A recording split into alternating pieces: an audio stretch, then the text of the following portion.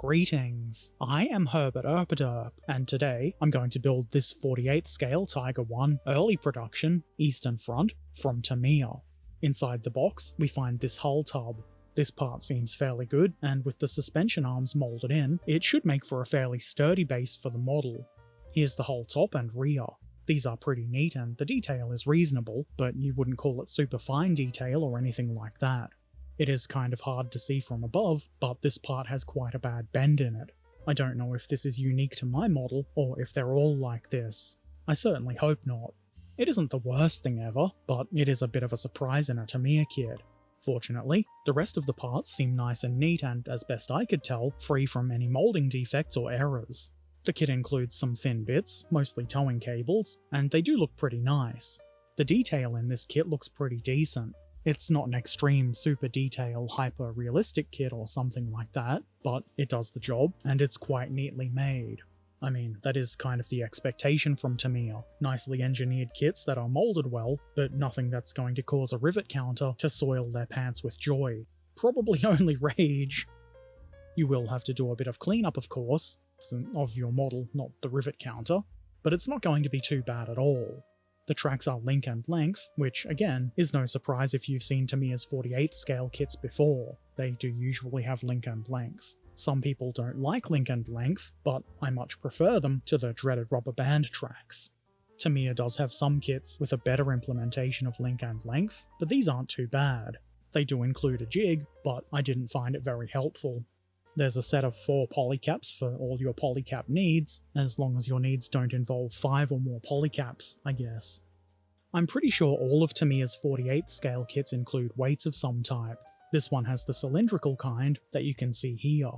There's also a decal sheet, and they look pretty neat. I've never had a problem with Tamiya's decals, so these should be fine. There's also a sheet with some information about the Tiger, and if you fold it out, you get the painting and marking guide. You don't have to paint your Tiger this way. If you were cool, you would paint tiger stripes on it, like a real Tiger. And of course, the instructions. They're pretty much what you would expect from one of these kits. It's a fold-out and not a booklet, so it's moderately less convenient, in my opinion, but they're easy enough to understand and follow, which is really the important thing. Let us now follow these instructions and start gluing some bits of plastic together, and a little bit of metal. If you've been around my channel for a while, you'll probably have seen me assemble this kind of weight before. It's pretty simple. Put the plastic caps onto the metal cylinders. I like to glue them, and because it's metal you have to use super glue, but if you don't want to glue them, you don't have to. Then the weights are glued into the bottom of the hull. Easy. And if you don't want to use the weights, you just leave them off. Next, I glue this little doodad into place, and there's one of these on either side. At the front, we add a couple of slightly larger pieces which have a similar function. Nothing too difficult here. Back to the rear, I add the mounts for the idler wheels. These are keyed, which makes it pretty easy to get them in the correct position. Now, a little bit of filthy polycap action. Oh yeah. This is simply sandwiched between the two halves of the drive sprocket. Before the sprocket goes on, I attach the final drive housing, which pretty much drops right into place. Why not then glue the idler wheels together? That'll be fun. This is keyed, so it's pretty much effortless to get the parts lined up properly. One good wheel deserves another, as the kids say, so why not put some road wheels together? It's a Tiger, so there's a few of these that need to be glued together in various configurations and then put onto the hull in a particular way. The instructions will tell you which ones go together and in what order they should be installed on the hull. It's nothing too tricky. The drive sprocket should be put on before the outermost road wheels. The polycap inside of them will provide enough friction that the sprocket will stay on, yet still be movable, and you'll be thankful for that when it comes time to install the tracks. The idler wheel probably won't interfere with any of the road wheels, but I put it on now anyway, because why not? I then put the rest of the wheels on. There sure are a lot of them. Fortunately, there's not a lot of play in these parts, and it all goes together quite easily and neatly. You'd probably have to put in some effort if you wanted to mess this up. Now, we are ready for the tracks. There is a jig for these, and I often say that I would like a jig for tracks, but I didn't think this one was all that good. I wasn't totally sure if the jig should be pressed into place between the guide horns, but it does seem to be the best way to go about it. The trouble with it, as I see it, is the angle at which the jig holds the two forward parts is a little bit sharp. It should be more of a gentle curve than a sharp-looking angle. I didn't even try adding the individual links around the curved part. That probably would have been kind of fiddly and annoying, both when trying to put them on the jig and when trying to remove them and put them on the model. Another issue, at least for me, is the high chance of accidentally gluing the tracks to the jig. That would be silly. I'm sure this jig works well for some, but I found it much easier just to glue the tracks directly onto the model. The instructions have a side-on diagram of the tracks, so you can use that as a reference to visually line them up with where they should be. Keying would of course be better, but this works well enough. I first add the long upper run of tracks, and the small section that goes up to the drive sprocket, which is movable because of the polycaps, which is really helpful. There's another short length at the rear. Once those are in place, I start adding the single links to the drive sprocket. There should be 10 of these, and it's pretty simple to get them all into place. It is a little bit more fiddly to add the two short lengths between the drive sprocket and the front road wheel, which, again, should be a gentle curve rather than abrupt angles. It just takes a little bit of kajiggering to get it to look right is all. We might as well add the long bottom length of track as well. I did have to nudge everything around a bit until it looked right, but it's not too difficult. I used a pair of tweezers under the front of the tracks while they bonded, so they wouldn't be pulled down and out of place by gravity. While that's bonding, I clean up the rest of the individual links. Then, surprise surprise, I put them on. And there are 9 of these that go around the idler wheel. You may need to pay some attention to how you position these. If you bunch them up too much, there won't be enough track. But you also, obviously, want to avoid putting too much space between them. The final short length goes into place nice and easy. I mean, it does take a bit of fiddling and some kajiggering, but because all the parts are neat and well made, they go together without too much of a fight. Now, it's time to build the hull, and you can see how bent the whole top part is. I did try to bend it a bit, hoping that might help straighten it out, but it pretty much did nothing. Here I am missing a drilling instruction. You are supposed to drill a couple of holes into the plate that I'm currently gluing onto the front of the hull here. It'll be fine. Above that, I add the upper front plate. Both of these parts go on nice and easy, thanks to the keying. The upper front plate needs to go on before the side parts, which come next, and I'm relying on these to force the upper hull part into the right shape.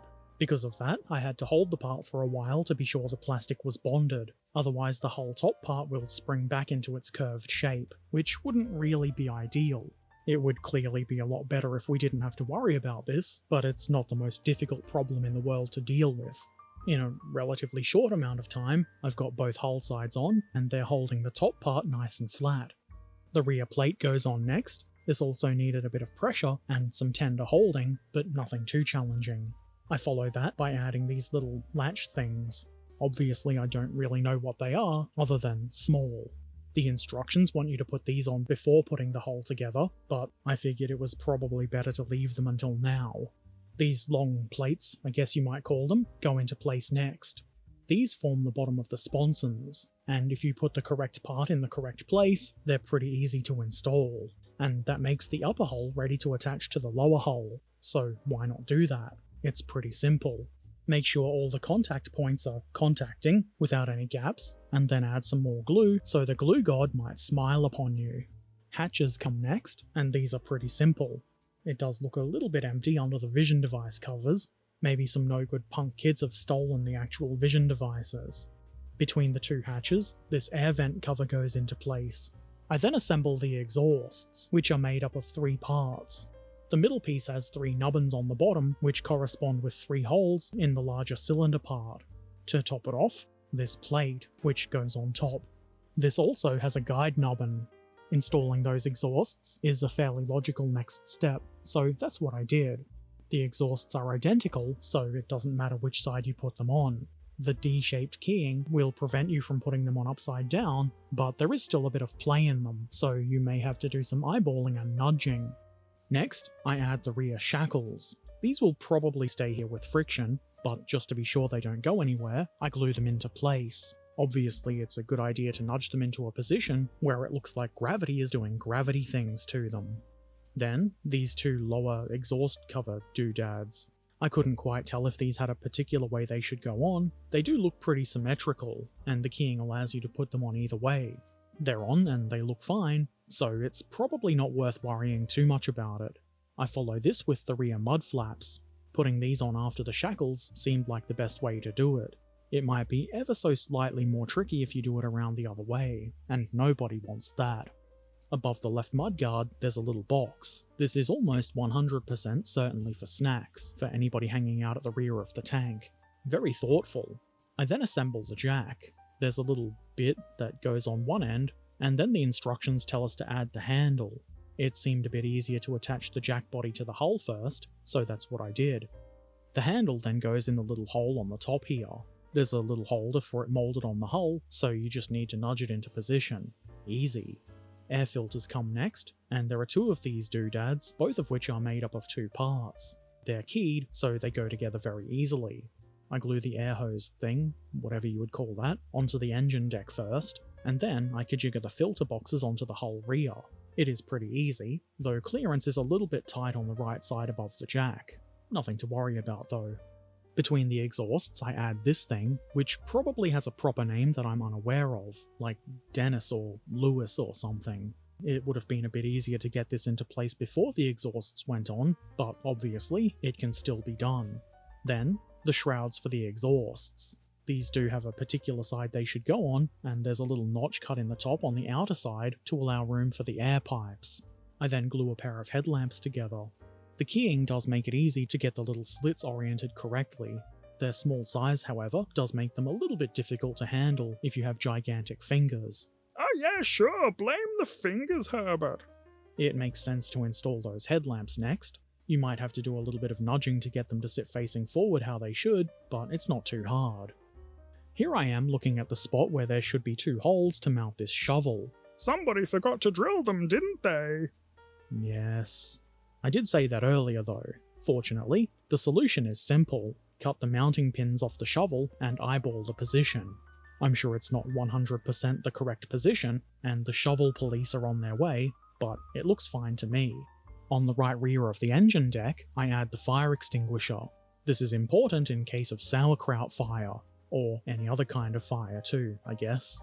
And on the edge of the hull next to that, I place this bar. It's easy enough to slot this into the mounting holes. You shouldn't have any troubles. Towing cables come next, and these are kind of thin, so you should probably be at least a little bit careful to avoid snapping them. I decided to put the front shackles on next. This is just as simple as the rear ones. If you were paying attention to the instructions, you would have noticed that I skipped past the side skirts and went right ahead to install this nice rack of spare track links. There's nothing to guide this, so you've just got to kind of eyeball it. This is probably close enough to the correct position. After a while I realized I'd skipped over the skirt instruction and decided, yes, I would like to have the side skirts on, so I put them on. For some reason, the instructions only say to put the left one on at this point, but I put them both on. What are you going to do about it, Tamiya? Huh? Then, it was hammer time, so I installed a hammer. It easily plops into place above the driver's viewport. The whole machine gun comes next. This goes into the little housing on the front here. And that's the hull almost complete. It is turret time though, so I start assembling that by gluing these two bits of inner mantlet together. There should be a couple of polycaps sandwiched between these parts, but I lost them. Fortunately, they're not all that important unless you want to move the gun up and down, and I didn't. I then glue the outer mantlet onto that assembly. It's important to get the mantlet together first, so it can be sandwiched between the two halves of the turret body. You can see that I'm adding glue to the mantlet holdy bits. If you didn't lose your polycaps, and you wanted to have a movable gun, you wouldn't do that. I usually prefer mine bonded into place anyway, so I positioned the gun at the elevation I wanted at, and let it bond into place nice and solid. The roof goes on next, and this almost drops right into place. I did have to gently press down on it. I follow that by gluing the main gun together. It's not perfect, and there is usually at least a little bit of a seam with guns like this, but it's not too bad here. I did sand it a little bit, and it could probably benefit from a little bit more work, but that's for future Herbert to worry about. The loader's hatch is probably important, so I installed that. Ventilation is also pretty good, so I added this little ventilation doohickey. Both of these parts are very simple to put on. Then, so the commander can feel special, I give him a cupola. The main ring part goes together pretty easily. There's a couple of faint lines where it joins together, but they're not really that noticeable. The top part is keyed, which should stop you from putting it on the wrong way. Then the hatch goes on, and you can model this open if you so choose. This little thing, whatever it is, goes on top here. You would do this a little bit differently if you wanted it modelled open, but the parts are all the same. The last bit is this thing, which goes into a recess near the hinge. I assume this is like a stopper to keep the hatch from flopping all the way open. I decided to glue the gun into place next. There is a bit of keying on the inside of the mantlet, so you don't need to worry about getting the muzzle brake lined up. The keying forces it to be lined up. The commander's cupola goes on next, because why not? There's keying here to make sure it only goes on this way, with the hatch opening inwards toward the center of the turret. Next, I start assembling the smoke launchers. It seems like it might be kind of easy to mix these parts up with each other and build them wrong, so I guess pay attention to the instructions. Oh, that's rich coming from you, Herbert. At this point, I didn't add the actual smoke launchers yet. There's a couple of little doodads that go into the holes in the sides of the turret. They kind of make me think of the bolts on Frankenstein's monster's neck. Is that weird? Anyway, I put this hatch on next. It does look a little bit odd, being a flat hatch on a curved surface, but I would imagine a flat hatch is much easier to make. It makes sense to me. On the opposite side of the turret, this pistol port, which pretty much drops right into place. I then add the stowage bin to the rear of the turret. This also pretty much drops right into place. Can't complain about that. I then attach the partly completed smoke launchers. There's a fairly obvious rectangle on the roof these should be mounted inside of. I felt like it would be easier to glue these on, let them bond, and then add the smoke launchers afterwards. And through the magic of editing, it is now afterwards. So, I add these little smoke launcher pots. Having the entire turret to hold onto, rather than the small brackety parts, made things quite a bit easier. I then add the towing cables to the left side of the hull. For whatever reason, this, and the right side skirt, are the final instructions. I clearly already put the skirt on, and the cables are very easy to position. Now, something else I forgot much earlier in the build. These little platey things that go on the final drives here. Fortunately, there's nothing to stop them from being put into place at this time. I guess I just got lucky. I really should be paying more attention to the instructions. Anyway, it's time to see some simple locking tab action. Ooh, look at that. Now the hull and turret are together, albeit not very firmly. The Tamiya Tiger 1 early production, Eastern Front, in 48th scale, is now completed. I'm pretty sure I found all of the bits I missed and forgot, and I'm quite happy with how this model has turned out. I think it looks pretty nice. As I said earlier, it isn't hyper detailed or anything like that, and it is pretty typical of one of these 48th scale kits, which is not a bad thing at all. It's got a lot of good detail, it's just not likely to please a rivet counter, and in fairness, it's not trying to. It was relatively quick and easy to put together, and because Tamiya's kits are pretty well engineered, the build is fun and hassle-free, usually. This one did have an inappropriately curved upper hull, but in my experience, that sort of thing is uncommon. As I said, I'm not sure if the bent part was unique to my particular kit, or the entire run of these Tigers have that. If you've built one of these, did you have a bent engine deck? Let me know in the comments below. If you've got any questions or comments, feel free to put them in the comment section below. If you'd like to watch me build kits like this one live, you can. I've recently started streaming here on YouTube, in addition to Twitch, so keep an eye out here, or find the link to Twitch in the description below. Subscribe if you want, support on Patreon or Ko-fi if you're able, and why not check out some of the links in the description. Take care of yourselves, be excellent to each other, and thanks for watching. Farewell.